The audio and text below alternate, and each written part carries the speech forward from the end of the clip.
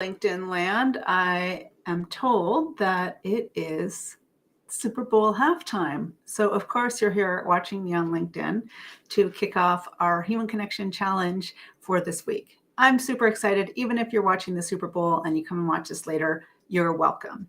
So, the challenge came about a little bit while I was listening to a Hidden Brain episode, one of my favorite podcasts. And the podcast episode was called The Power of Tiny Interactions. And the interviewee was Jillian Sandstrom, who is a researcher who was interested in the power of tiny connections. And what I loved about the research is that she proved that these small interactions with people that you're not necessarily very close to helped to bring you more joy and happiness in your life. Oh, Tammy says I'm watching the Super Bowl. Okay, well, that's okay. Can you watch it and watch the live at the same time? You can tell me what's going on. You can give me a play-by-play, Tammy. So thank you for joining. So like I said, this challenge was inspired. And, it might seem a little unusual if you know me. So I am Dr. Caroline Brookfield. I call myself the Creative Catalyst. I'm a veterinarian who loves to promote the value of everyday interaction, everyday creativity to help you amplify your problem solving and your happiness and your just ability to be a better human.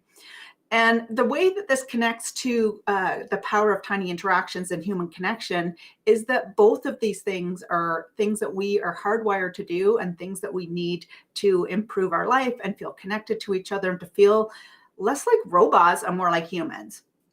So before COVID, this was already a trend of feeling disconnected, and lots of research has shown the value of connectedness and the value of social interactions. There's evidence that says that feeling connected to others or having social connectedness decreases our chance of stroke, it decreases our risk of heart attack, early death, and more. In fact, one study, I think it was an older study, a 2010 study, said that a social connected person it gives you with the same health benefit as not smoking or exercising. So put down that kale salad and get off the elliptical and call your mom. And I say that because I'm a mom. My kids are still living at home. But if they're not living at home, I would hope they would call me, because the value of social connection is huge. There's a plethora of research studies to show.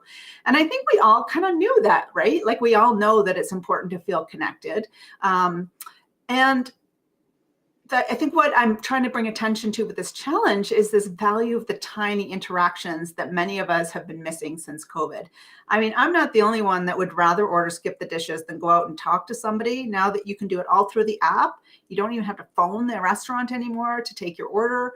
And Jillian in the Hidden Brain episode, which I'll link somewhere. I don't know how I'll put it in the LinkedIn post somewhere. In her research, she was saying that she noticed this and decided to focus on this as her research study, because there was a lady that ran a hot dog stand near her university in Toronto, and that one day she just waved to this person. They really didn't connect or talk about much, but it was a person that she saw many days in her life, and she really missed her when she wasn't there. And this is someone that's just on the side of the road. So these are connections that we are missing. And so my hope is that we can start to engage more of these tiny interactions and find some more connection in our life. Another study showed that people were asked to talk to strangers on a train, and they got a lot more enjoyment out of it than they thought they would. I mean, who wants to talk to strangers on the train? It's so much easier just to get in your phone and just ignore the world around you. But when we are forced to do these things, we get enjoyment out of it. And you know what? That's kind of like creativity. We have these things that I'm like, I'll give you, today I failed with that. I was like, I've been wanting to take this drawing course. I'm taking a LinkedIn drawing course. And I was like, I'm going to do that today. And I didn't, because it was just easier to just doom scroll and to make some muffins and things like that, which was still creative. But basically, creativity and finding joy in tiny connections can be linked a little bit. So one of the things about creativity is if you have a creative outlet you like, whether it's something like painting or drawing or traditionally creative, or something like cooking or Dungeons and Dragons or Comic-Con. This is a point of connection that you can use to connect with other people. So something that you do to stay creative is a great way to seek out those connections as a mutual point of interest. One of the researchers talked about there's two main parts of social connection. The first is self-disclosure, and the second is responsiveness. So self-disclosing that you're interested in something, even if it's someone else doesn't have an interest that you do in that topic, disclosing that you're interested in that is one of the keys for developing connection. And then also responding to them and showing an interest in what they have shared with you. And creativity is a great, easy way to connect about that. An example would be when I had an online jewelry store and I would come to my job at the vet clinic, and I didn't want to share it with anybody because I thought they would think it was kind of weird that I had an online jewelry store. But when I got over that fear of judgment and that worry about what people would think, they thought it was cool. Most people. And even if they didn't, some of them would come back months later and said, I think it's kind of weird you had a jewelry business, but it reminded me about that thing that I used to do that I loved. And I started doing it again, because if you could do it, then I could do it. So creativity is contagious. And one of the things that Jillian Sandstrom from the Hidden Brain episode found was something along those lines. So we think people, after an interaction, she found that people felt like the other person didn't like them as much as they really did. So we think people don't really like us that much when they like us more than we think. The other part of that, which is so exciting for how we can express our creativity to connect, is that when we're self-conscious about something like the way we speak or a stain on our shirt, other people don't notice it. So it's this weird paradox, like we think people don't like us as much as they do, but then also people don't notice the things we worry about as much as they do. So this all conspired for me to launch this challenge. If you're in the online world, that challengers are supposed to lead into some like paid offering kind of thing. That's their traditional way. I'm not doing any of this. This is really just a social connection challenge to help us all learn to enjoy those moments on the train a little bit more. So that's the goal around this. So where does it have to do with creativity? Using creativity as a point to connect. Also using it as new ways to connect. So creativity is thinking about something in your brain and then putting it into practice. So thinking about how you might connect with someone on the train, thinking about maybe you will bring a book on the train. Like that's a creative thing to think, I'm going to bring a book on the train and I'm going to use this as a point of conversation with somebody, or hope that they engage in some conversation with me. So you can be creative about the way you do these interactions. And one of the things that creativity is very great for is to helping us learn to embrace uncertainty. We hate uncertainty. When we step into doing something creative, we don't know what the outcome is going to be, whether it's a painting, whether it's a song, whether it's building a pivot table. And so that practice of stepping into uncertainty and ambiguity is something we do when we're creative. I feel like that's the same practice we do when we step into speaking to somebody and not knowing if they'll respond, or they'll think we're losing it, and why are they talking to me? It's a practice of stepping into ambiguity and uncertainty. And if you can continue to do that, you get better at the things you practice. So having that interaction, saying hi to someone who has their head down and they're walking fast, those are all ways for you to start to learn to realize that it doesn't really matter that much if the person doesn't want to answer your hello. And then the last thing, obviously, is sharing a piece of yourself. We fear judgment. We feel it like physical pain. It hurts to share a piece of ourselves with the world. And whenever you share your creativity, like when I go onto a stand-up stage, you are being very vulnerable and opening yourself up to judgment. And that's the same as when you turn to the person on the train and like, hey, nice weather today, right? So that's the background with a connection between creativity and the tiny connections. They're both hard to do. They both take this incredible courage to get over the fear of how people are going to react to what you say, but they both have incredible benefits. I reviewed the benefits of the tiny interactions in the studies that have been done on decreasing risk of heart attack and stroke and increasing longevity. Creativity also has many research benefits, things like increasing well-being for people who make a meal. Nurses rebound faster from adversity when they do something like creative, in a knitting group. The more you knit, the happier you were and the more well-being you had. So these two things are deeply connected, and I'm hoping to combine them this week. So I wanted to make this really short today because I just wanted to share the information about the kickoff and get over my fear of judgment and just jumping on a live and sharing with you what I'm trying to do. This is my way to try to connect as well. So the details are, it's going to start tomorrow, and I'll put a link in the post, or you can reach out to me. I don't know how you're watching this. It's going out on Instagram, I think, and YouTube and LinkedIn. But there's a website that you can sign up to that gives your email address, and you will get a challenge in your inbox every day.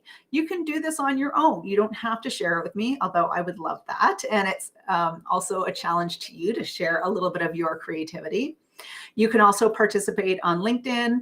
There is a closed Facebook group you need to request to join, but that's a place where you can share your challenges and how you did and how it made you feel and connect with other people.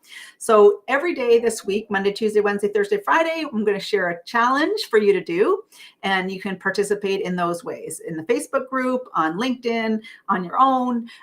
Send me a carrier pigeon if you like, but it really doesn't matter. This is just a way for you to have a little bee in your bonnet to connect with other people. Then, if you do choose to share your journey of tiny connections with me, I will give anybody who makes any effort. Like, you post one thing on one day, I will send you a PDF of my book. It was an Amazon bestseller, The Reluctant Creative. So I will send you a PDF copy of this book if you participate in any of the challenges. At the end of the week on Friday, and because it's a democracy here in Creativity Land, I'm going to do a poll in the Facebook group tomorrow, and we're going to have a fun networking event. And this is not a Zoom event. We're going to host this on a platform called Kumo Space, which I actually haven't used before, so it could go horribly wrong. But Kumo Space is a really neat platform, so check it out in advance if you want to. But it's going to be a networking group. It's not a Zoom room. It's not going to be breakout rooms. You're like a little bubble, and you can kind of move around and talk to people. I would use Spatial.chat, which is the one I'm used to, but their free plan is very limited now. So I picked a different platform called Kumo Space, so I am jumping into the adventure as well. So I know that is a lot to take in. TLDR, which took me like 2 years to figure out what that means. Too long didn't read, or too long didn't listen. So TLDL would be too long didn't listen. A, those tiny interactions you're avoiding by eating at home and Netflix and skip the dishes are crucial to your well-being, and we're losing them. Number two, I'm here to help you to try to bump you out of that complacency and find a way to connect with other people this week. Three, creativity and speaking to someone that you don't know both takes courage, and it takes a willingness to be vulnerable and to expose yourself to ridicule. And I think that that's a really important part of the challenge as well. And you can join me on any platform or do it on your own. Like I said before, this is not a challenge designed to lead you into something else. I'm doing this challenge because I was motivated to action when I listened to that episode on Hidden Brain. The value, what was it again? The power of tiny connections. So the power of tiny interactions. I was motivated by that podcast to say, why aren't we connecting with people more? And maybe if they just had a little push, they try. So this is my push. And people say that you do for others what you need yourself. I have found myself slipping a little bit into putting my head down and not talking to other people. So this challenge is as much for me as it is for you. So if you have any questions, please reach out to me either on LinkedIn. You can send an email to hello@carolinebrookfield.com, or you can find me on any of the social platforms. And I'm so excited to do this challenge with you and go on this journey.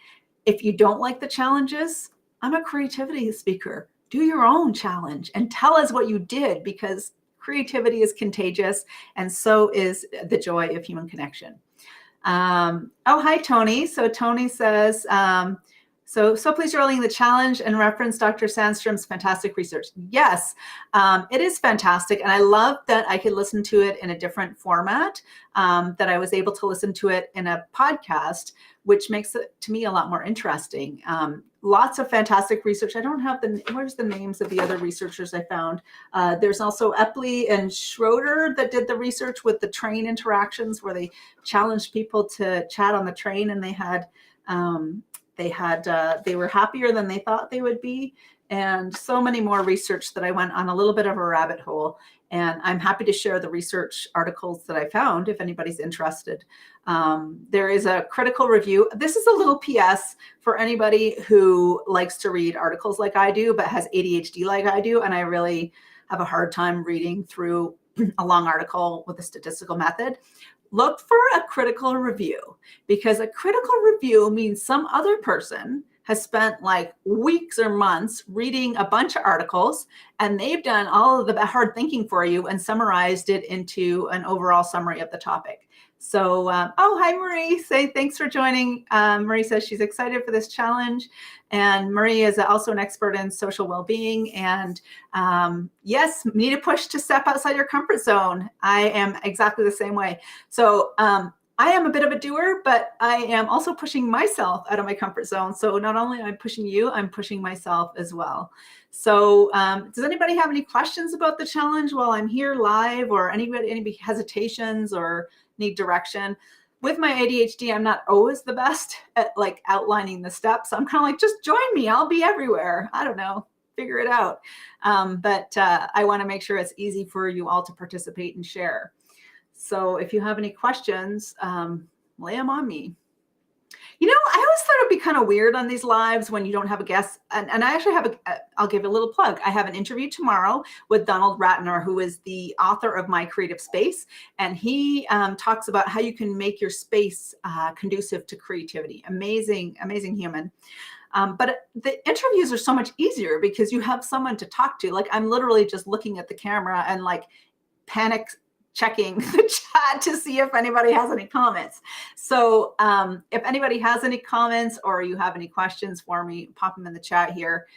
Sometimes I can't see all the chat. So if you did put a comment in here, I'm using a platform called Restream, which goes out to like all my social media networks somehow when it works. And so sometimes the comments don't come in. But it looks like everybody's gone back to watch the live stream, the halftime show of the Super Bowl. So that's where I'm going to go, because I bet you there's lots of creativity there. And by watching the Super Bowl, you can have something you can use to talk to anybody except for me. How did you like the Super Bowl? Did you see the halftime show? Oh, Tony says, I suppose we'll receive your prompt by email first thing each morning. Yes, if you went to the link, which I was trying to get a QR code before, like, of course, 5 minutes before this, and I wasn't able to get it. But if you go to this code, let me add it here. Captions. I can add the link, but I'll also add it into the notes for wherever this is. But kind of a long link here. But if you do sign up for the link by email, then yes, you will get the prompts by email every day. If you join the Facebook group, you will also get the prompts in that Facebook group, and you can share in there, which is a private Facebook group. And then otherwise, I guess I'm just going to make a post every day on LinkedIn. So if you're on LinkedIn and you want to get those in your feed instead of getting them to your inbox, you can just go in the top right corner. There should be a little bell if we're connected, or if you're following me, I don't know. There's a little bell in the corner of my profile. And if you click that, you'll get notified every time I make a post. And you can always turn it off after the challenge, but that will be another way to get those challenges in your box. So yes, sign up by email if you go to the landing page with this link here, and I'll put the link I think it's in the event listing as well. That will send you the email. You can go to the Facebook group, or you can turn on your notifications for my profile. If you go to my profile, there should be a little bell somewhere where it automatically notifies you, which is kind of a good tip. If you follow someone, cool. Like, I don't follow Dr. Sandstrom, but I'm going to now. I'm going to find her and see if she's on LinkedIn. If you have somebody that you really love to follow, if you put the bell, click the bell on their LinkedIn profile, you'll automatically get notified. Otherwise, LinkedIn just kind of randomly decides what posts you're going to see. So, oh, Tony, you're the best. So Tony has put here in the comments the link to register for the challenge, and that will be for you to get an email in your inbox every day. So this has been a slice, talking to myself, to the camera, and talking to you all. Tammy, Tony, and Marie, thank you so much for joining this. And for anybody who's watching the recording for this, I am so excited to help you find the immense joy in tiny interactions every day. And if you want to double down on that effect, use your creativity and the challenges that I give you. Put your own little spin on it, put your own little features, and you'll be amazed at how you see a lift in your corners of your mouth every day. Okay, so I'm going to sign off and we'll see if I can watch the rest of the Super Bowl. Bye for now. Thanks, everybody, and we'll see you tomorrow.